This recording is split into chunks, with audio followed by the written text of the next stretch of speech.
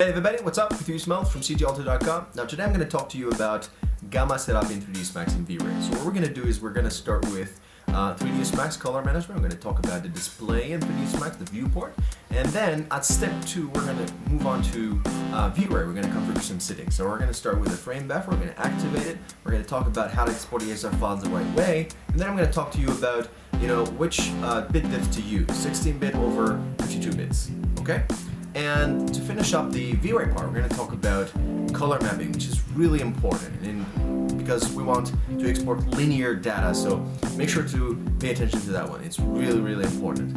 And step 3 is going to be, we're going to head over to a compositing software, and we're going to talk about After Effects and how to set up After Effects to work in a linear manner. We're going to open the EXR in Photoshop, and then we're going to finish up with opening the EXR files back again in Nuke. So I'm going to show you how to work with Nuke and the EXRs. Okay, so with that being said, let's go ahead and get started, shall we? Alright everybody, so what we're going to do here is we're going to create kind of a policy, okay, throughout the process, the linear process, from start to finish. So we're going to start with 3ds Max, as I said before, earlier, and then as a step 2, it's going to be vray. We're going to go over some settings in vray, and finally we're going to go over the compositing part. And we're going to talk about After Effects, Nuke, and Photoshop. Okay, so now the good news is, you see, in 2013, I'm using Autodesk 3ds Max 2014 here, but in 2013 version, we had an option here for the input and the output, okay? Now, a lot of people are worrying about this, and they have to change the, they have to use scripts and stuff to really get back and use the 2.2 gamma for the input. Well, you don't have to do that. The good news is Autodesk has made a new policy for this.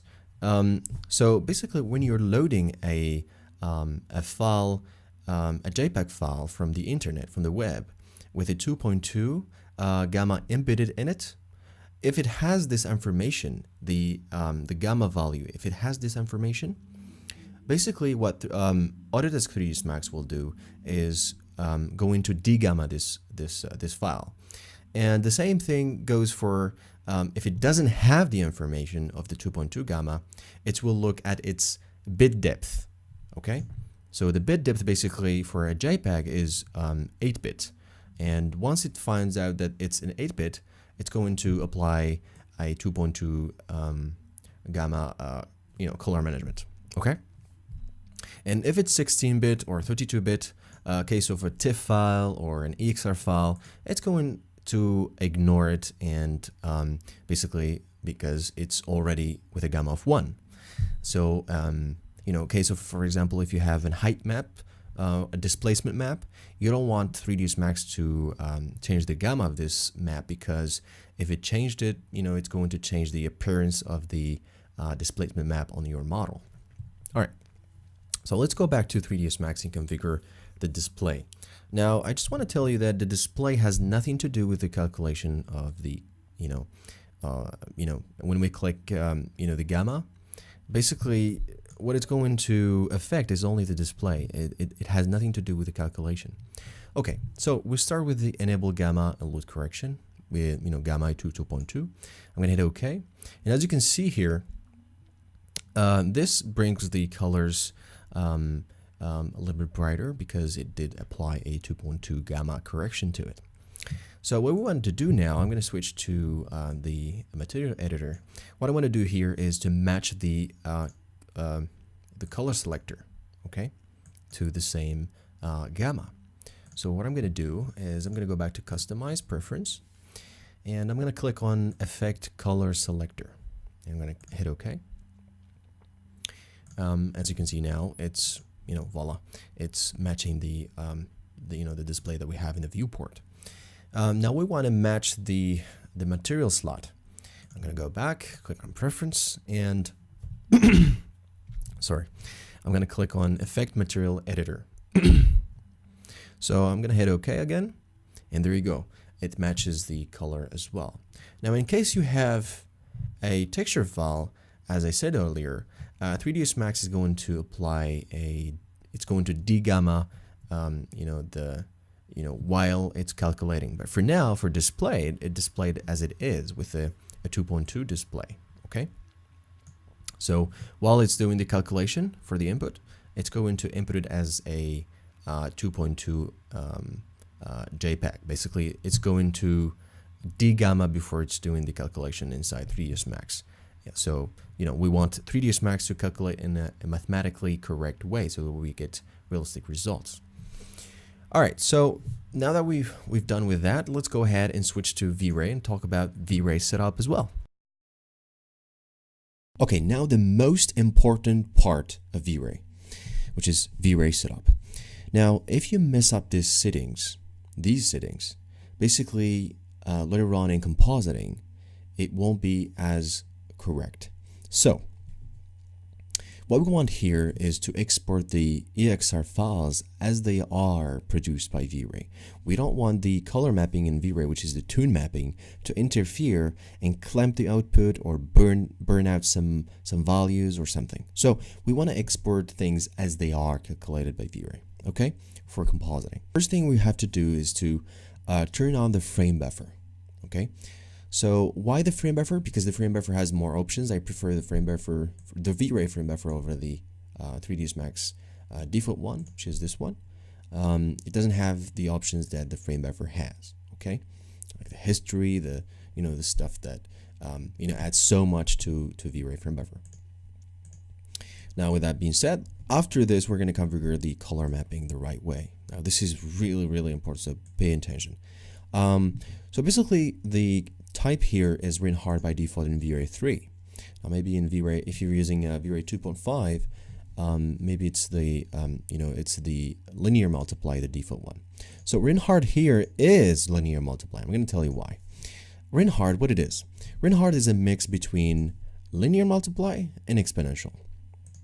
So basically, if you put the burn value to 1 in written hard, you're using linear multiply.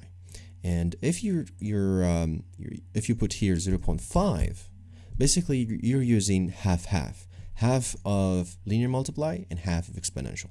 Exponential, basically what it does is that it compensates the shot, and this is not what we want, because we want to save all the raw data for later use in compositing, and then we do the tune mapping. Okay. So basically, I'm going to go with linear multiply, and I'm gonna make this back to 1 by default. Now here's another important part, which is the mode.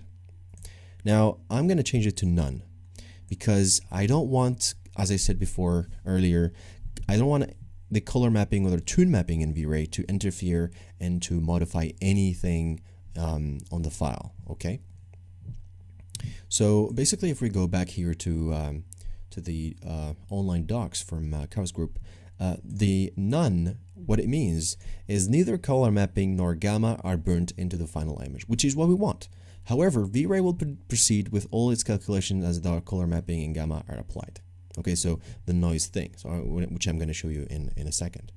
This can be useful, for example, if you know that you will apply some color correction to the image later on, but wish to keep the rendering itself in a linear space for compositing purposes. So this is what we want, right? This is the mode that we want. Now, in previous version, in 2.5, it was called Don't Affect Color, adaptation only. But in this version 3, V-Ray 3, it's called none, okay? So we're going to change it to none, don't apply anything. Okay, so now I'm going to talk about the gamma 2.2 here. Why we have to put it to 2.2. Now, by default, it's 2.2. So let me just put it to 1. I'm going to do a quick render here. Okay, so we have the render. I'm going to save it to the history. And I'm going to make it A. And I'm going to re-render the frame with a gamma of 2.2 here. Okay, so I'm going to save this again. And this is B, this is A. Okay. So as you can see here, with gamma of 1, we have a lot of noise in this area. So it helps, if you change the gamma to 2.2, it helps to get rid of a little bit of the noise, okay, in the scene. Sometimes you have to go to the V-Ray light as well and change the sampling, but it really helps a lot, okay? So now, just to sum up the color mapping part, color mapping is basically with these kind of modes. These modes basically act like a ND filter for a camera, for a lens. Okay, so even in photography, they use kind of filters to compensate the scene. So if they have overexposed areas all over, okay, so that they have, even out, so that they can even out the exposure in the scene. So basically the same thing happened in V-Ray. In V-Ray, you have linear color mapping versus the exponential color mapping. So linear, basically, it's not going to change anything for the tone mapping, but if you use an exponential, it's going to compensate the scene, which what we see here in this corner, like versus the linear. But since we are going to export EXR files for compositing later on, what we have to do is to export the raw data as it is. And we don't worry about this because we can use the tone mapping in later on in compositing to get rid of this overbright areas. Here's an example of a EXR file. So basically, if you're using multiple passes for the light and stuff, you don't have to worry about overbright areas. I'm going to show you in a second the example. So I'm adding in the V-Ray light, the sunlight, and then I'm modifying the sunlight, right? So if I have burnt out areas here, I can just go ahead and modify that light pass, right? And I have the EOS lights as well as a separate pass, and all the other lights, right? So basically you get full control after rendering, and this is what we want. We want to do the tone mapping after we have done the rendering process. Okay, so now I'm going to show you how to save EXR files the right way. So all you have to do is to go back to the frame buffer area and click on the V-Ray raw image file. And you have a little button here. Click. Now here you can change the save as type to open EXR file. And if you just name this and save it as it is, it's going to be saved as a 16-bit. And if you check the 32-bit, then it's going to save it as a 32-bit. So when do you use 32-bit and when do you use 16-bit? Is 16-bit enough or not? So for me, 16-bit basically, I use it when I have animation because it's less sizey, if you like. 32-bit can go really high sometimes, like the files can go to 30 megabyte, 14 megabyte. Now this is so much for thousands of frames, right? But if you are doing animation, I really prefer to use the 16-bit over 32-bit because it's like really enough, and it's really enough to compensate the scene. I don't have to render 32-bit. But really, if I have still frames, and just for the fun, for the sake of it, I can go really higher, and I save EXR files as 32-bit. Right, so with that being said, I think we have done the setup for the color mapping, frame buffer, and I showed you how to export the EXR files. Now we're going to head over to compositing, and I'm going to show you how to set up After Effects first. Then we're going to move on to Photoshop, and then we're going to finish by compositing in Nuke. Alright guys, now compositing. Now this is the fun part, right? So what we're going to do, I'm going to load some EXR files here. One EXR file actually. So this is the result of that EXR file. I can't read here because the viewer that I have for Windows can't. So this is really the result. This is JPEG version. So what I'm going to do, I'm going to open the EXR file here in After Effects, sorry. And I'm going to drag it here on this icon to create a new composition. It takes some time because it's an EXR, so it's a little bit sizey. So now what I'm going to do, I'm going to go to Effects, Color Correction, and I'm going to add Exposure. I just want to show you something here before we go into. So I'm going to add 3 exposures actually. So the first exposure will be with a value of 2. The second will be a value of 4. I'm going to tell you in a second why. And the third, okay. So the first one I added a value of, an exposure value of 2. And the second exposure value of 4. If you add this to this, it's going to be 6, right? So I'm going to go to the exposure number 3, and I'm going to put it to -6. Now normally it has to go to the original, right? But it didn't. So I'm going to duplicate the original here. I'm going to call it original, and I'm going to delete those. The other one will keep the effect, of course. So just to show you so this is okay. So here's Here's the original, and here's with the effect. So I have added this just to see the difference. So now I'm going to change. Now I'm going to do the settings for After Effects. So I'm going to click on the icon here, or you can go to File, Project Settings. Now you're going to get this window. You can also get access to this by just clicking here. So I'm going to change it to 32-bit. And I'm going to change the workspace to sRGB, like vray, right? It's the color space. It's like sort of a mask in top of the linear data, the dark linear data, just to show you so that it looks appealing for your eye. And then I'm going to click on linear workspace. Linear workspace, what are you going to do? You know, what it says here actually. It's going to do neutral blending, you know, if you use blending mode. And also it's going to be good for motion blur. If you have motion blur, it's going to be more accurate. All right, so I'm going to click OK. Now look what happened here now. All right, you see? Okay, so what did happen? Now I'm going to click to see before and after. So this is the original, and this is the one with the effects, right? So what I've done here is just the setup to a 32-bit versus working in 8-bit before. And basically it gives me the result that I had in the original file, which is it did some math. So 2 plus 4 now works because I'm working in a linear floating point. And that will wrap up the video. All right, let's move on to Photoshop. Okay, here we are in Photoshop. So Photoshop works the same way as After Effects, a layer-based software, really. And one quick difference is that, you know, in Photoshop, you don't have to set up anything. Photoshop reads the EXR file automatically, and it does apply an sRGB color space to it. So you don't have to do anything. So I'm going to load the EXR file here. I'm going to talk to you about other things than that, which is really important. I'm going to load this file here, which is this image. Hit OK. It's going to take some time because the file is really huge. I think it's 400 megabytes. Yeah, it's a lot because it has a lot of passes and stuff. So I'm gonna wait. I'm gonna come back. Okay, so here we go. We have an EXR file. It's a 32-bit floating point EXR file. You know, Photoshop did read the file. It's in 32-bit. And it did apply an sRGB color space, which, you know, we can see that because, you know, it looks like what I've seen in the frame buffer.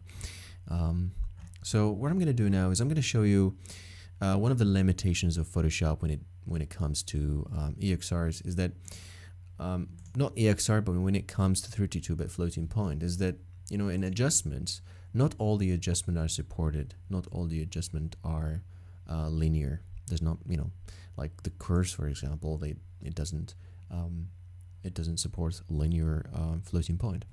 Now I get around this using a plugin called PhotoLux from Magic, you know, from Red Giant, I guess. PhotoLux does works and support the EXR and the 32-bit floating point. And just to demonstrate this to you, I'm going to show you an example here. I'm going to apply an exposure. And I'm going to apply another exposure. This one I'm going to give it 2. And this one I'm going to give it -2. So I'm going to do the inverse. And I'm going to get the same image, right? So we have the same kind of image. You know, you may have this question, how to extract the passes if you have an EXR file with a lot of passes, if you want to use the multi-pass compositing method to tone map your image. So there is a plugin called OpenEXR, which does exist for After Effects, Adobe Premiere, and Photoshop. And you know, the After Effects plugin is for free, but it has some limitation. You know, you can't extract all the passes, but if you want to go pro, if you like the plugin, you know, you can try it with After Effects. If you like it, you can go with the Pro EXR. You have even the 15 days trial to try it before buying it. It's $75. So if you're going to use it for a lot of projects, it's really worth the money. So what this plugin is going to allow you is to extract all the passes that you need for your multi-pass compositing. So if you have, the diffuse color, the GI pass, the reflection pass, SSS, velocity, Z depth, you name it. So this plugin does this for you and allow you to create kind of something like this. One second, I'm going to show you. I use Nuke for this, but I never used Photoshop to create multi-pass compositing. But so in Nuke, it will look something like this. It's the same thing in Photoshop. It's just layer based. This one is node based. So for example, the EOS light that I have here, they were a little bit burnt out in the original file, as you can see here. Now I can go to exposure and apply a color correction to that, and I can get it, but it applies on the whole image. So using multi-pass compositing, you can apply it to just that light, which I did in this example, and it got me this. Okay, so this is Photoshop and how to work with that, and also I showed you the limitations and how to get around this using the plugin called PhotoLux, and then I showed you how to extract the passes using Pro EXR files. Okay, let's move on to Nuke. I love this application. So to Nuke we go. Now in Nuke it's really easy. Everything is configured. You don't need to do anything. Nuke is really linear, fully linear. All the nodes are really linear, and it's really made to be a linear platform. So the same thing, it's just instead of layer based, it's node based. It's really my personal preference. I like to work in a node based environment because it's you have everything in front of you. You don't need to go to any tab or anything to find the information. You have everything in front of you, and it's a non-destructive process, and you just you have a lot more control and faster result and faster and smooth work. So I'm gonna open the EXR file here just to show you. So this is the bathroom that I showed you earlier from the example earlier, and just to keep the transparency going, I'm just gonna apply an exposure, to prove to you that math is working fine. So let's say here I'm going to do this, and I want to go back, so I'm going to do the inverse with the other one, and I'm going to apply a minus 0.23. Yeah, and deactivate, activate. So as you can see, we have the same image. So math is completely working because Nuke is, as I said before, a linear platform. So everything you load into Nuke will work just absolutely fine. So I told you about the extracting passes. I showed you earlier in with Photoshop and After Effects, you can extract those passes out of the EXR file. Well, in Nuke it's completely integrated, and there is some nodes for that. So I can apply a shuffle node, and I can extract any pass that I have on this EXR file. So I can extract, for example, the lighting pass, and I can extract another shuffle. I can extract I don't know, I have different kind of masks as well. I've created different vray light selections. So this is the Doom light, the HDR light itself. So yeah, you can work with this all the way to create a multi-pass compositing composite or project or script. So really Nuke is my personal preference, but you don't have to use Nuke. You can use Photoshop or you can use After Effects. Just remember, if you're going to extract those files out of the EXR file, you're gonna need to use this plugin called Pro EXR file. So really this part really wrap up this guide, if you like, the setup. So we've covered everything. We've started with 3ds Max, and we covered the display for 3ds Max. We tried to match the viewport with the color selector and the material slot, and then we moved on to vray, and we talked about using the vray frame buffer, using the the color mapping and really to change the the color mapping to linear multiply and to gamma 2.2, and as a mode we used none. Okay, so that we have the untouched, raw negative, if you like, quote unquote. And after this, I showed you how to export the EXR files the right way, and I told you about the 16-bit over the 32-bit. So pay attention to that one. If you have animation, use 16-bit. It's just advice. So you can feel free to use the 32-bit. It's just going to be a little bit sizey since you're going to have thousands of frames.